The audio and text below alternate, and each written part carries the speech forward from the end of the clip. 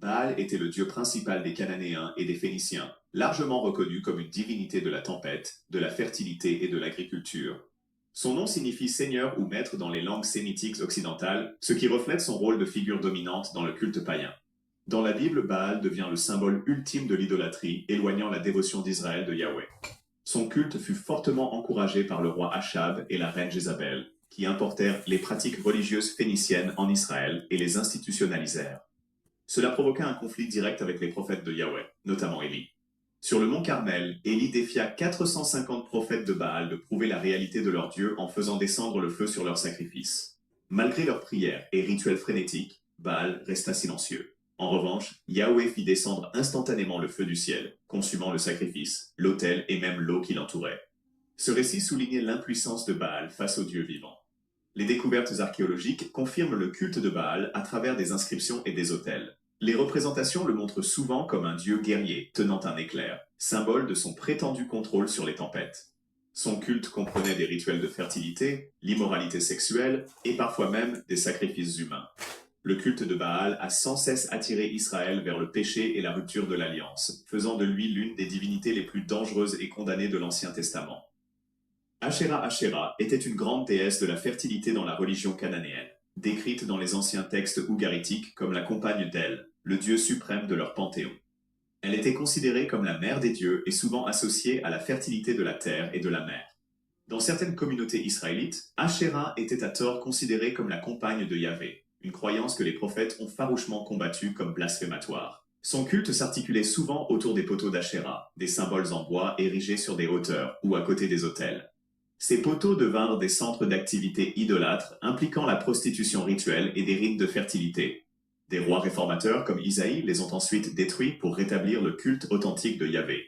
Des inscriptions archéologiques ont même été découvertes associant les mots Yahvé et son Asherah, montrant que de nombreux Israélites sont tombés dans le syncrétisme, mêlant la dévotion au vrai Dieu à des pratiques païennes.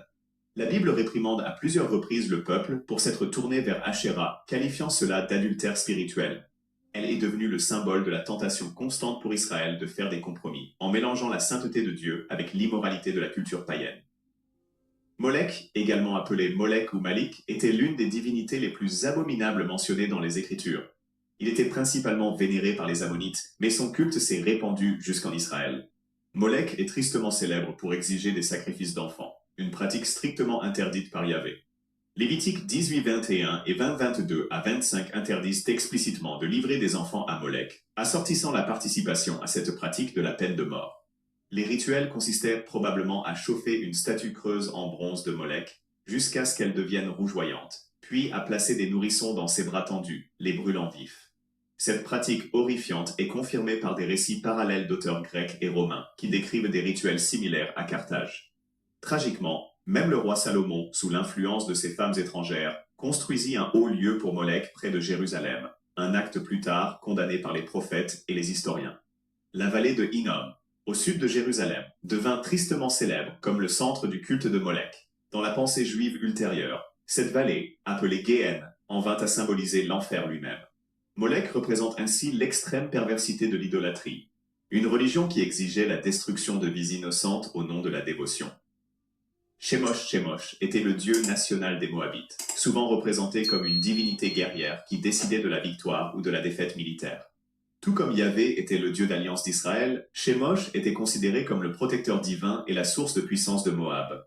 Dans un roi 11, verset 7, Salomon, encore une fois influencé par ces femmes étrangères, construisit un haut lieu pour Chemosh sur une colline à l'est de Jérusalem, un acte qui provoqua la colère du Seigneur. Des preuves archéologiques confirment l'importance de Chemosh. La pierre moabite, également appelée stèle de Mesha, découverte au XIXe siècle, remonte au IXe siècle avant Jésus-Christ.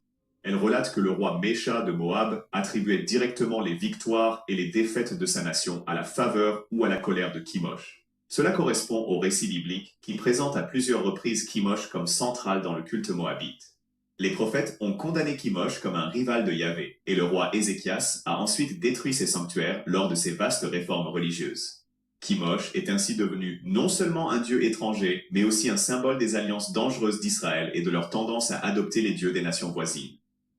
Dagon était le dieu principal des Philistins, souvent associé au grain et à la fertilité, bien que certaines traditions le relient également à la mer.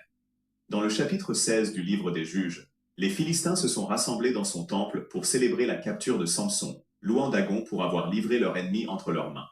Cependant, Samson pria Yahvé de lui donner de la force, puis fit s'effondrer les colonnes du temple de Dagon, se tuant lui-même ainsi que des milliers de Philistins. Cet acte dramatique est devenu un symbole du triomphe de Yahvé sur Dagon. Dans le premier livre de Samuel, chapitre 5, lorsque les Philistins capturèrent l'arche d'alliance, ils la placèrent dans le temple de Dagon à Ashdod comme signe de victoire. Le lendemain matin, cependant, la statue de Dagon fut retrouvée face contre terre devant l'arche. Après avoir été redressée, elle tomba de nouveau le jour suivant, cette fois brisée, sa tête et ses mains détachées. Cet événement démontra la suprématie de Dieu sur Dagon et l'inutilité des idoles face au Dieu vivant. L'humiliation de Dagon dans les Écritures met en avant le thème selon lequel les faux dieux, aussi vénérés soient-ils par les nations, ne peuvent tenir devant la puissance et la gloire de Yahweh. Astarté, également appelée Ashéra dans la Bible, était une déesse importante de la fertilité, de la sexualité et de la guerre. Elle était étroitement liée à la déesse babylonienne Ishtar et à la déesse sumérienne Inanna, toutes deux représentant l'amour et le pouvoir, mais également craintes comme des forces destructrices au combat. Dans la tradition cananéenne et phénicienne, Astarté était souvent associée à Baal comme sa compagne, formant un couple puissant qui dominait une grande partie du culte païen. Le roi Salomon, influencé par ses nombreuses femmes étrangères, permit le culte d'Ashéra en Israël. Un roi 11, verset 5, relate son apostasie, marquant cet acte comme l'une des principales raisons du jugement de Dieu contre lui et de la division ultérieure du royaume. La Bible condamne constamment Israël pour avoir abandonné Yahvé afin de suivre Baal et Ashéra, comme on le voit dans Juge 2, verset 13. Son culte incluait souvent la prostitution rituelle, des cérémonies de fertilité et l'immoralité sexuelle, s'opposant directement à la sainteté exigée par la loi mosaïque. Des preuves archéologiques, telles que des figurines et des inscriptions, la représentent ornée de symboles lunaires, d'étoiles et de cornes, parfois montrées avec des armes qui soulignent son rôle de déesse de la guerre. Dans la théologie biblique, Astarté représente l'une des séductions les plus persistantes qui ont sans cesse attiré Israël vers l'idolâtrie et l'infidélité à l'alliance. Bel et Nebo. Bel et Nebo étaient les principales divinités de Babylone, chacune symbolisant la puissance religieuse et politique de l'Empire. Bel, un titre signifiant seigneur, était souvent attribué à Marduk, le dieu suprême de Babylone. Marduk était considéré comme le créateur de l'univers et le protecteur de la grande ville de Babylone, incarnant sa puissance militaire et sa domination culturelle. Son grand temple, Essédila, se dressait comme un monument à sa vénération et à la puissance de l'empire babylonien. Nebo, également appelé Nabu dans les textes babyloniens, était le dieu de la sagesse, de l'écriture et du destin. Il était souvent représenté tenant un stylet, symbolisant son rôle de scribe des dieux, et celui qui inscrivait le destin des hommes. Nebo était étroitement associé à la ville de Borsippa, où son temple était un centre de formation des scribes et de dévotion religieuse. Le roi de Babylone attribuait souvent à Nebo la sagesse nécessaire pour gouverner et consigner leur règne. Le chapitre 46, verset 1 d'Ésaïe se moque à la fois de Bel et de Nebo, déclarant qu'ils se courbent et s'inclinent, montrant que même les plus grands dieux de Babylone s'effondreraient sous le jugement de Yahweh. Leur chute finale s'est accomplie lorsque la Perse a conquis Babylone en l'an 539 avant Jésus-Christ, prouvant que les idoles, aussi exaltées soient-elles par les nations, ne peuvent ni sauver ni résister face au vrai Dieu. Être du conseil divin. La Bible contient des références fascinantes à Yahweh, présidant un conseil divin céleste, une assemblée d'êtres spirituels souvent appelés les fils de Dieu, ou, dans certains contextes, même des dieux. Le psaume 82, verset 1, déclare « Dieu préside dans la grande assemblée, il rend la justice au milieu des dieux ». Dans ce passage, le mot Elohim est utilisé à la fois pour Yahweh et pour les autres êtres spirituels sous son autorité. Ces figures sont réprimandées pour leur injustice, et on leur dit qu'elles mourront comme des mortels, soulignant ainsi leur subordination. Dans Job chapitre 1, verset 6, les fils de Dieu sont décrits comme se rassemblant devant le Seigneur, avec Satan parmi eux, reflétant une cour céleste où des décisions sont prises concernant l'humanité. Cette image fait écho aux scènes de conseil dans d'autres cultures de l'ancien Proche-Orient. Pourtant, la Bible présente Yahweh comme le souverain incontesté, contrairement au panthéon polythéiste, où l'autorité était partagée. Au fil du temps, les interprètes ont compris ces êtres de différentes manières, certains comme des dirigeants angéliques des nations, d'autres comme des puissances spirituelles rebelles qui se sont opposées à Dieu.